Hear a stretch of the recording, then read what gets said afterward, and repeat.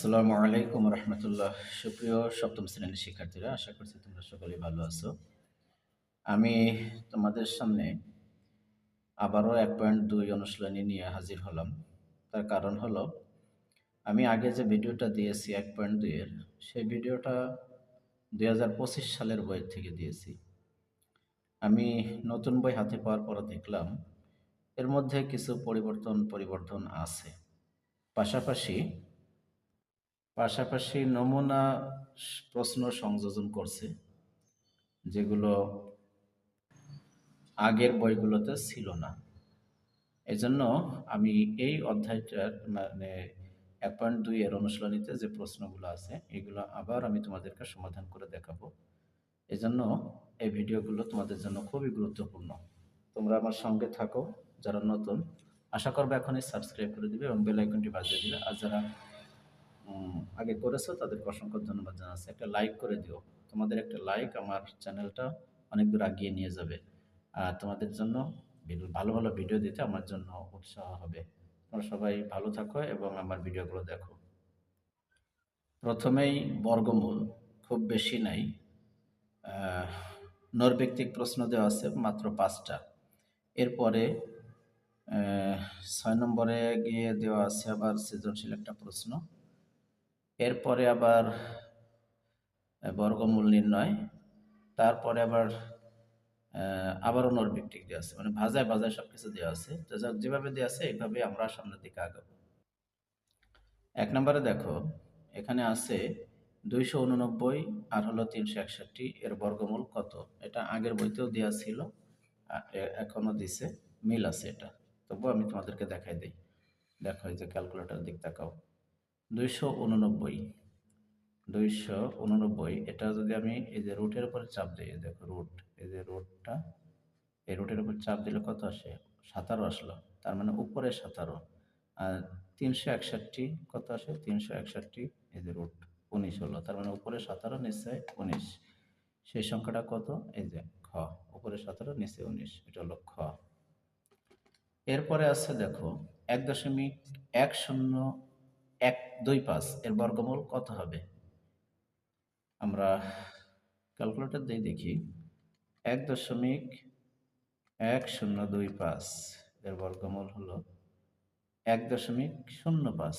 1.05, এই যে গ নম্বর হলো উত্তর। এরপরে দেখো, কোনো একক স্থানীয় অঙ্ক 2 বা 8 হলে তার বর্গ সংখ্যার একক স্থানীয় অঙ্ক কত হবে? অঙ্কটি কত হবে? তোমাদেরকে বোঝাই।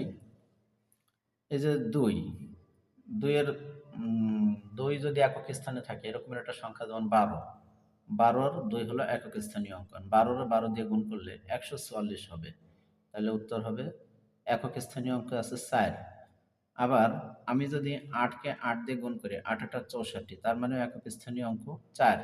আমি যদি 18-কে 18 দিয়ে গুণ করি, 18 গুণ 18, তাহলেও একক স্থানীয় অঙ্ক 4। তাহলে আমাদের উত্তর হলো খ, 4 নম্বর। এবার 4 নম্বরে আছে দেখো, 3 গুণ 7 গুণ 5 গুণ 7 গুণ 3, একে কত দ্বারা গুণ করলে গুণ বা ভাগ করলে গুণফল বা ভাগফল পূর্ণবর্গ সংখ্যা হবে? এটা আমরা নির্ণয় করব কিভাবে? দেখো, এখানে 3 আছে কয়টা? একটা, দুইটা। 7 আছে একটা, দুইটা। কিন্তু 5 আছে একটা। এই 5 এর কোনো জোড়া নাই। 3 এর জোড়া আছে, 7 এরও জোড়া আছে, 5 এর কোনো জোড়া নাই।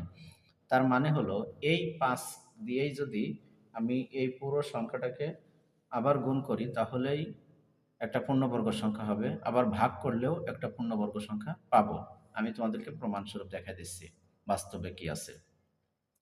দেখো, এখানে আছে হলো 3 গুণ 7 গুণ 5 গুণ 7 গুণ 3, সংখ্যা আছে হলো 2205। 2205 এটা তো কোনো বর্গ সংখ্যা হয় না। দেখো, এটা দশমিক চলে আসছে, বর্গ সংখ্যা হয় না। তাহলে আমরা কি করব? 2205, সরি, আবার গুণ করি। 3 গুণ 3 গুণ 7 গুণ 7 গুণ 5, তাহলে কত আসলো? সরি, আবারও দেখি। 3 গুণ 3 গুণ 7 গুণ 7 গুণ 5, তাহলে কত আসলো? 2205। 2205 আসলো। এখন এই 2205-কে আমি যদি 5 দ্বারা গুণ করি, গুণ হলো 5, তাহলে 11,025 হয়েছে। এটা রোড করলে দেখো 105, এটা মিলছে, 105 হয়েছে। এখন এই সংখ্যাটার সাথে যদি আমি 5 দিয়ে ভাগ করি, ভাগ 5 দিলাম, তাহলে 2205, এটা রোড করলে কত হবে? সরি, ভুল হয়ে গেছে। 3 গুণ 3 গুণ 7 গুণ 7 গুণ 5, এখানে যা পাইলাম এটাকে যদি আমি 5 দিয়ে ভাগ করি, দেখো 5 দিয়ে যদি ভাগ করি তাহলে আসলো কত? 441। এটাকে যদি রুট করি তাহলে 21 হয়। এই হলো সিস্টেমটা। তাহলে উত্তর হলো 5। যেহেতু জোড়া 5 নাই, এটাকে 5 দেবো আমরা। এবার দেখো নিচের কোনটি অমূলদ সংখ্যা, নিচের কোনটি অমূলদ সংখ্যা, এটা বের করতে বলছে।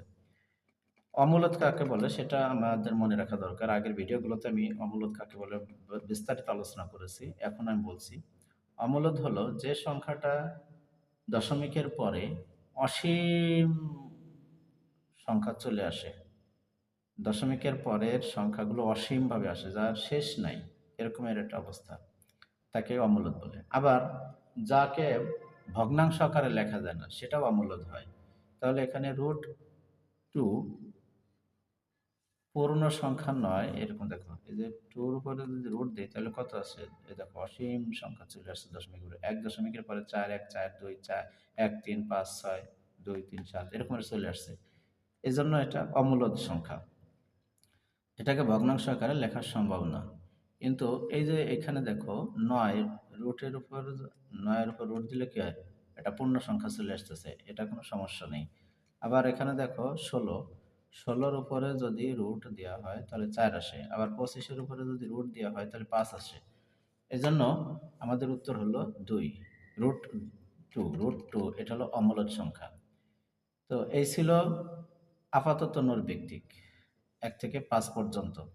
এর পরের অঙ্কটা আসছে হলো আহ, সৃজনশীল।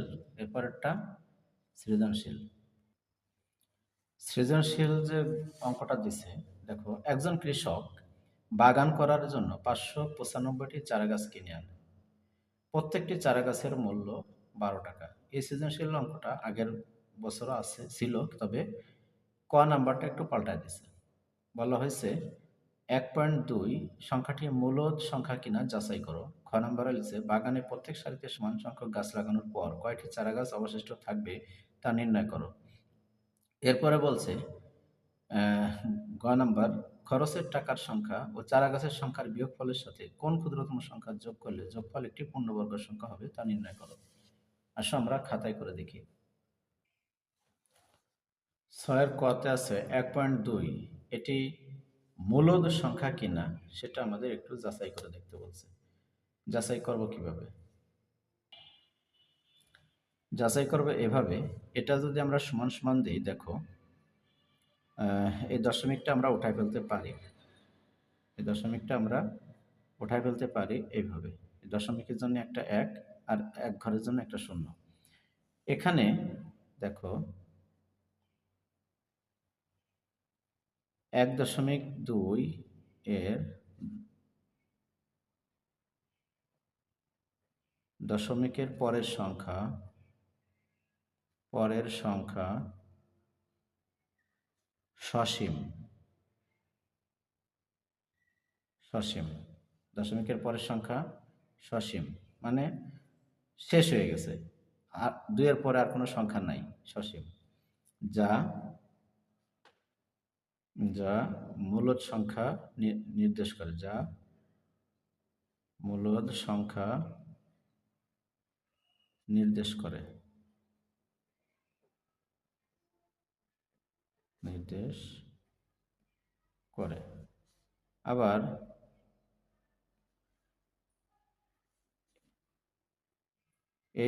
একে ভগ্নাংশ আকারে লেখা যায়, ভগ্নাংশ আকারে লেখা যায়, যা মূলদ সংখ্যা হওয়ার জন্য শর্ত।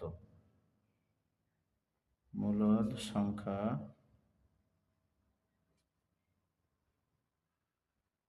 হওয়ার জন্য শর্ত। মূলদ সংখ্যা হওয়ার জন্য শর্ত। অতএব 1.2 এটি মূলদ সংখ্যা প্রমাণিত।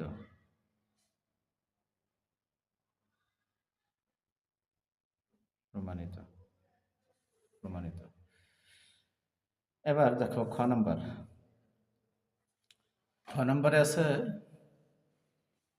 বাগানে প্রত্যেক সারিতে সমান সংখ্যক গাছ লাগানোর পর কয়টি চারা গাছ অবশিষ্ট থাকবে তা নির্ণয় করো।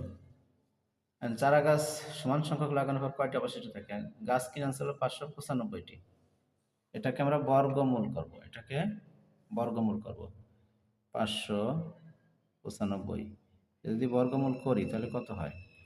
এই বর্গমূল করার নিয়ম হলো, ডান দিক থেকে 2 ঘর পর 2 ঘরের উপরে 10 টান দেব, পরে যদি একটা থাকে তাহলে একটার উপরে টানটা দেব। এখন দেখো 2 দুগুণী 4, এই 5-এর মধ্যে বর্গ সংখ্যা হলো 4 আর বর্গমূল হলো 2, বিয়োগ করলে নামে 1। এখন 95 কেটে আনলাম, তাহলে কত হলো? 195। এখন এটাকে যদি আমরা ডবল করি, 2 এর ডবল হলো 4। তাহলে এইখানে কোন সংখ্যাটা দিলে তোমাদের 195 পর্যন্ত যাওয়া সম্ভব? মানে এখানে যে সংখ্যাটা আসবে এখানেও সেই সংখ্যা আসবে, ওই সংখ্যা দিয়ে আবার এই পুরোটারে গুণ করে এই সংখ্যার কাছাকাছি যেতে হবে। সেটা দেখো, যদি 40-এর পরে 4-এর সাথে 2 দেই, 4-এর সাথে 2 দিলে 42-কে 2 দিয়ে গুণ করলে কত হয়? 84 হয়। আবার দেখো, এদিকে দেখো, যদি 4-এর সাথে 3 লাগাই, সরি, 4-এর সাথে যদি 3 লাগাই 43 হয়। 43-কে 3 দিয়ে গুণ করলে কত হয়? 129 হয়। আবার যদি 4-এর সাথে 4 লাগাই, তাহলে তাকে যদি 4 দিয়ে গুণ করি তাহলে কত হবে? 176 হবে। 176। এখন যদি 5 দেই তাহলে 45 হলো। তাকে যদি 5 দিয়ে গুণ করি তাহলে কত হবে? 225, বেশি হয়ে যায়। তাহলে আমরা কয়বার নিব? আমরা নিব হলো 4 বার। 44 গুণ 4, তাহলে কত হবে? 176 হবে। এই জায়গা 4, এ জায়গাও 4, তাহলে কত হলো? 4 4 16, 6, হাতে আমার 1, 4 4 16 আর 1 17, বিয়োগ করলে নামে হলো 5 আছে কত, 6 আছে কত হলে 15 হবে, 9 আর 6 15, হাতে আমার 1, 7 আর 8, 8 আছে কত হলে 9 হবে, 1 হলে 19। তো বলছে, বাগানের প্রত্যেক সারিতে সমান সংখ্যক গাছ লাগানোর পর কয়টি চারা গাছ অবশিষ্ট থাকবে? তাহলে অবশিষ্ট থাকবে 19টি চারা গাছ।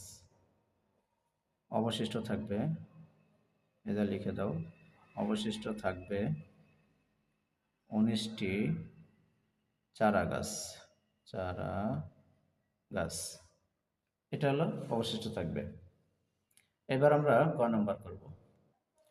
গ নাম্বারে বলছে, খরচের টাকার সংখ্যা আর চারা গাছের সংখ্যার বিয়োগফলের সাথে কোন ক্ষুদ্রতম সংখ্যা যোগ করলে যোগফল একটি পূর্ণবর্গ সংখ্যা হবে তা নির্ণয় করো। খরচের টাকা কত? প্রথম বলছে 595টি চারা গাছ কিনে, প্রত্যেকটি চারা গাছের মূল্য হলো 12 টাকা। তাহলে খরচ কত হয়েছে সেটা আমরা আগে একটু বের করি। একটি চারা গাছের দাম, একটি চারা গাছের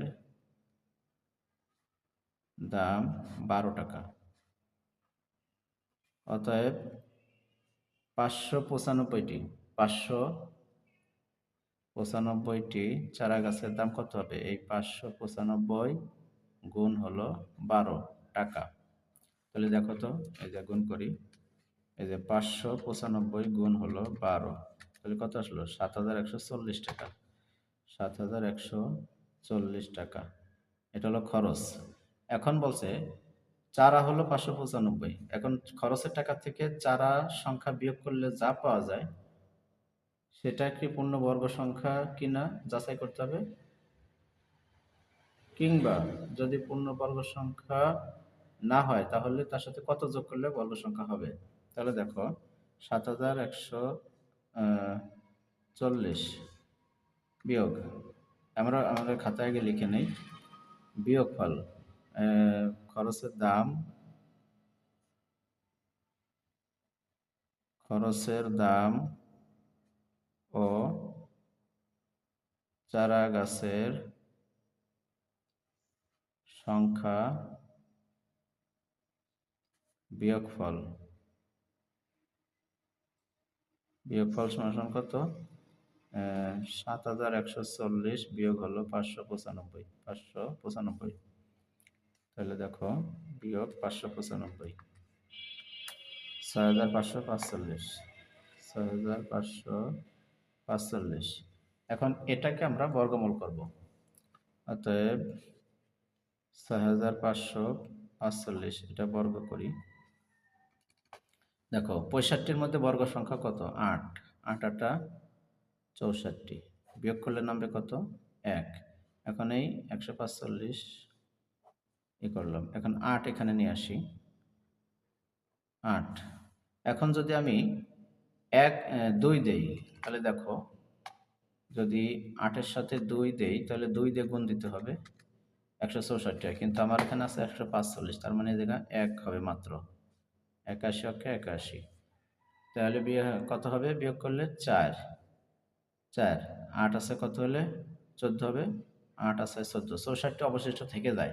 তার মানে এটি পূর্ণবর্গ সংখ্যা না। এখন এর সাথে কত যোগ করলে একটি পূর্ণবর্গ সংখ্যা হবে? এটা লিখব, যেহেতু ৬৪ অবশিষ্ট আছে, তাই সংখ্যাটি পূর্ণবর্গ সংখ্যা নয়। পূর্ণবর্গ সংখ্যা নয়। এজন্য বর্গমূলের সাথে কোনো একটি ক্ষুদ্রতম সংখ্যা যোগ করলে, দেখো যোগ করলে সংখ্যাটি পূর্ণবর্গ সংখ্যা হবে। সংখ্যাটি পূর্ণবর্গ সংখ্যা হবে। বর্গ সংখ্যা হবে, পূর্ণবর্গ সংখ্যা হবে। তখন এর বর্গমূল হবে, এটা লিখবে, তখন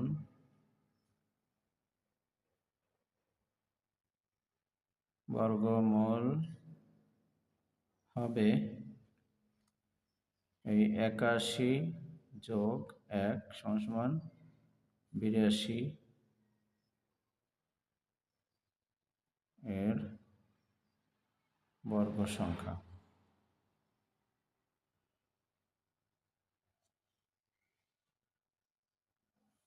তখন কি হবে? অতএব ৮২ গুণ ৮২ সমান কত হবে? দেখো ৮২ গুণ ৮২, ৬৭২৪। ৬৭২৪। অতএব ক্ষুদ্রতম সংখ্যাটি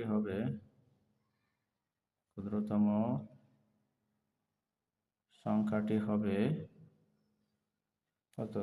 এই ৬৭২৪ বিয়োগ হলো কত?